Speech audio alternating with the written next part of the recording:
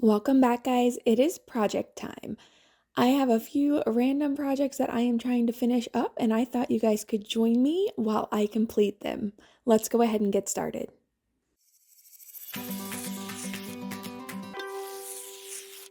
The first project to hear today is going to be this really cute little fabric flower. Now, the background on this is I go and help out at a place called the Hope Gallery in Newburgh, Indiana, and it is an amazing place. And this is a project for them. So they are going to be making these cute little fabric flowers out of fabric, a shower ring, and then honestly, I don't know what the middle is, but they needed something for it to stand on. So I'm going to be taking some of my magazine spindles that I had left over from my projects and these little square bases that were donated to the Hope Gallery and creating a base for these flowers to stand on.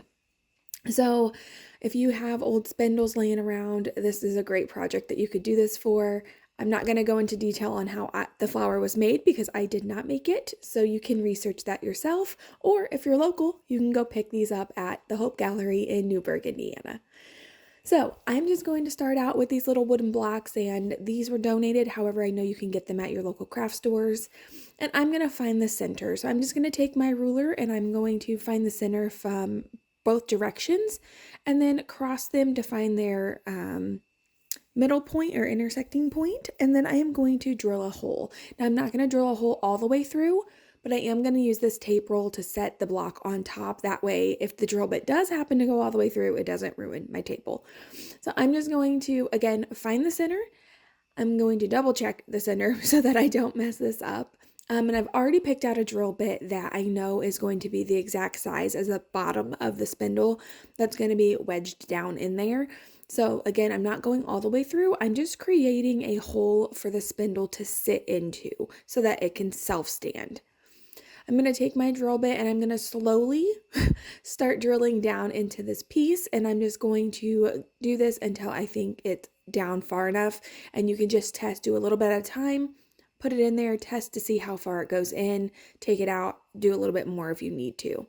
After I drill that hole, I get rid of all of the little shavings, and I did go ahead and sand around the bottom of the spindle to make sure it sits in there really well. I'm adding a little dot of wood glue using a Q-tip to kind of swirl it around, and then I'm just pushing down and twisting at the same time because it is a very tight fit. And after I do that with each of these spindles, I just take a little rubber mallet and give it a little bit of a tap down just to make sure it's nice and secure.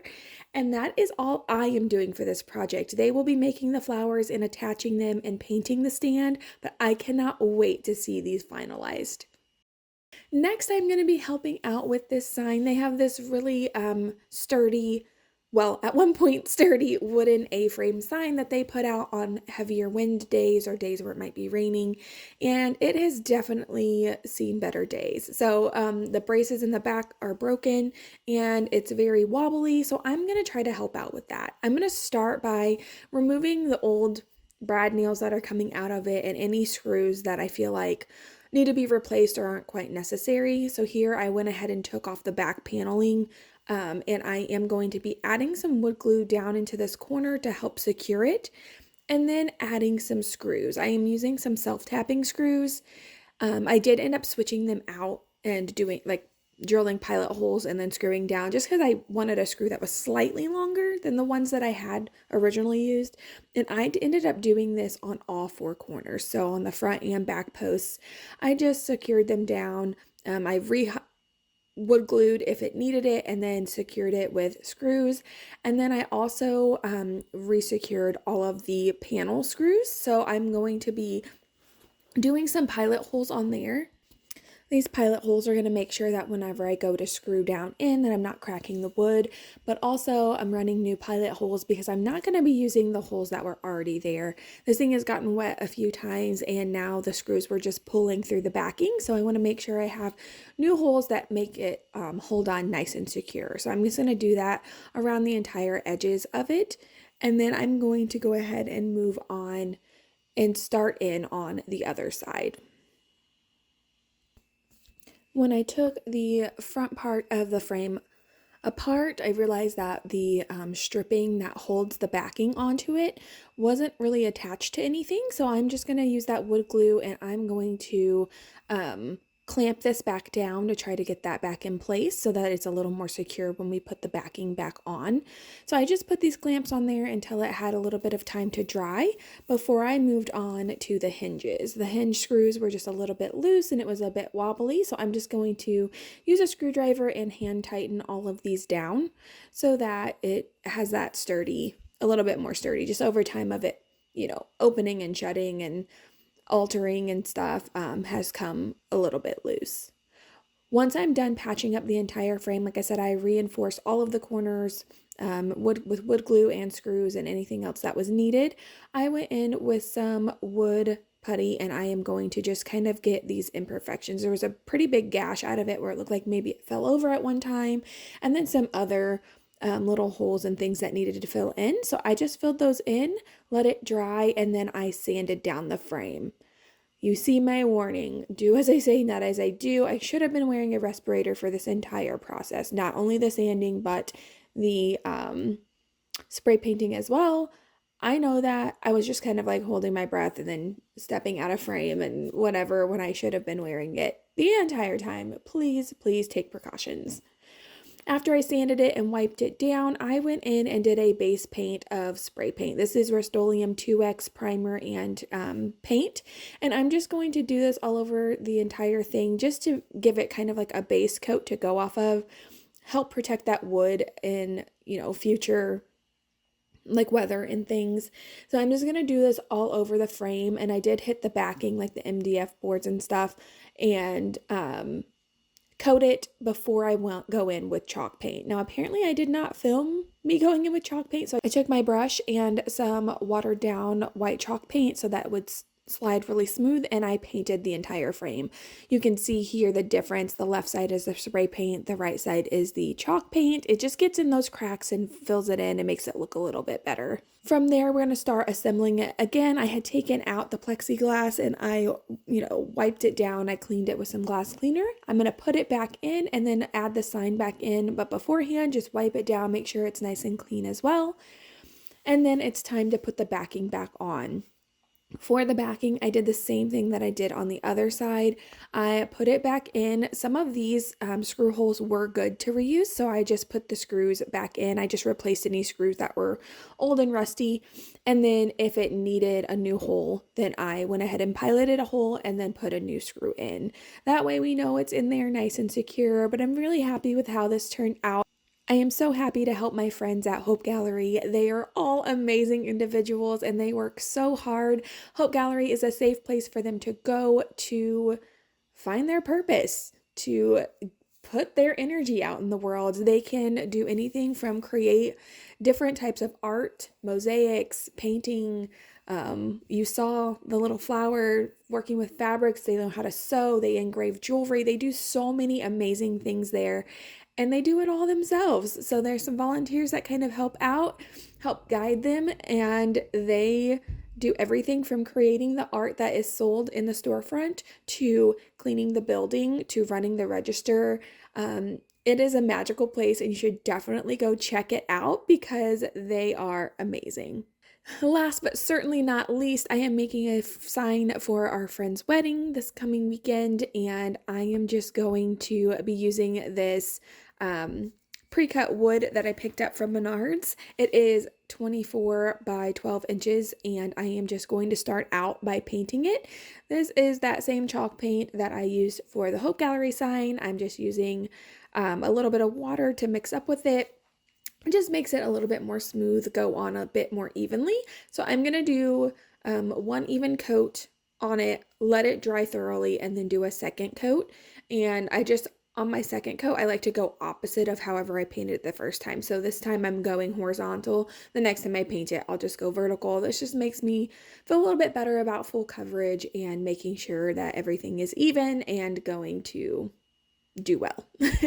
I wanted this sign to stay pretty neutral because I know it's going to be with them for the long haul through all of their different stages of life, and I wanted it to still fit in their home and decor and space no matter what changes they have in their tastes and preferences. But I still wanted it to be a bit unique and have its own little kind of like elegance. So I'm going to take this stencil that I have. I'm going to use the exact same color as the background. I don't really want it to stand out. I just want it to be there. So I'm going to use the same color that I mixed up, find the center, place this stencil, and then go in with that same white chalk paint with my stencil brush and put this stenciling on. Now off camera, I am dipping it in the paint and then I'm offloading it. So I'm just dabbing off any of the excess and then I'm going in circular motions to fill in the stencil. I do that until it's done, and while it's still wet, pick it up and then move it to the next side. So I'm just going to move it over, try to space it evenly. I'm going to go all the way across the middle here, and I'm just going to repeat that step with the offloading the brush and spinning it to get the stencil down. This is just going to help keep any bleeding or excess paint from going down. From there, I know you can like barely see it. I was outside. It was such a beautiful day. My lighting kept changing on me, but it was too pretty to go sit inside of a room. So I'm just going to take it now and I'm going to turn it diagonal and fit it in between that row that was going across. And I'm going to do this on the top and the bottom just to kind of complete it out and make sure the entire background has been covered. From there, once the stenciling is all dry, I'm going to be, what am I going to be doing? Coating it with a polyacrylic, a semi-gloss top coat, just to make sure it's all sealed in and going to stay just the way that we love it. And I'm going to do the same thing I did with the white chalk paint. Two even layers, one way, let it dry, and then go the opposite way. While that's drying and curing, I had already designed the design I wanted to put on it, but I went and cut it out, weeded it, and prepped it and got it ready so that whenever it was dry and cure, I could move forward. Here I'm going to take my masking tape, transfer tape. This stuff is amazing. It is just sticky enough to grab your vinyl, not good for like glitter vinyls or like heavy foils or anything, but your standard everyday vinyl to grab it, but not be too strong that it peels up your paint in the background or causes any issues like that. So I'm just going to prep it, get it ready. I'm going to put my frame, I have not cut this yet, but I'm just going to kind of get an idea of where it's going to sit to help me center this. Before I peel the back, I like to get an idea of what it's going to look like. So I go ahead and measure as if it was off, and I'm going to put it down just so I can get a visual of where it's kind of going to land. And then I peel the back off so that I can go ahead and start placing it down. So I'm just going to peel this off and then make sure it's nice and centered and start to place it down. The best part about this masking tape like transfer is that I can flip it over and lay it down. Don't push it down at all, just lay it down on top to do my measurements to make sure it's centered and it's not going to stick to my background. Now, sometimes it does, like if you're doing glass or something, it's going to immediately stick. Or you have to worry about your vinyl sticking, but for the most part, I can still maneuver and manipulate this to make sure it's perfectly centered and looks good and is in place before it actually sticks. So after I do my measurements and make sure it's good, I'm just going, to press it down. You see me, I'm tracing the letters to make sure they're sticking and rub my fingers across, and then I'm gonna go ahead and peel that top layer off. Now, for the most part, it peels right off. If you have issues, just lay it back down, rub a little harder, and then keep peeling. Now comes the fun part, and I say fun, just the part that takes a little bit more brain power. We are going to make a custom frame for this. I am using slats of wood from our gym makeover. We bought big sheet paneling, and then we ripped it down to be strips, and then we had these little like 1-inch strips left over, so I kept them all, and I've done a video of framing this out before. I know I do have one with a little bit more detail, so I can link that in the description if you want me to go into further detail about it. So I'm just going to measure and mark where I need to cut, set up my miter saw at a 45-degree angle, and I'm going to just make those cuts. So now instead of swinging my saw back to a 45-degree angle each direction, I'm just going to, put the side that I need to cut, the second side, make sure it's upside down to where the two angles would be cut going towards each other. And then I'm going to make that second cut.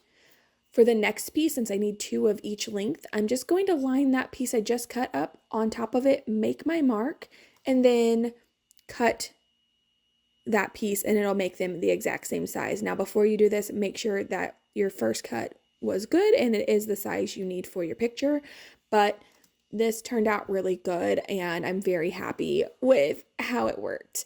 After it was done, I just dry fit it and then I painted it black. I don't know why I did not film that, but I didn't. So here we are.